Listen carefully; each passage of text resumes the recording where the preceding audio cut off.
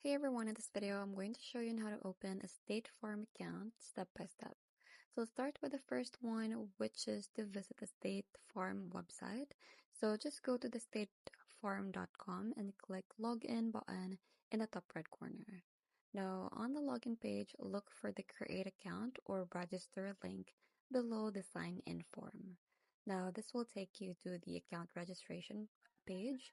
So just make sure that you have your policy number handy and you will need it to link your account. Next is fill out the registration form. So just enter your first name, last name, email address, and create a secure password. Now your password should include uppercase letters, numbers, and special characters. And you may also need to provide your date of birth for identity verification. Next is verify your email address. So just check your email inbox for a verification message from State Farm and then click the confirmation link in the email to verify your account. Now, if you don't see the email, just check your spam or junk folder, and the link typically expires within 24 hours. Next is link your insurance policy. So after verification, log in and enter your policy number, date of birth, and zip code to link your existing insurance policy to your online account.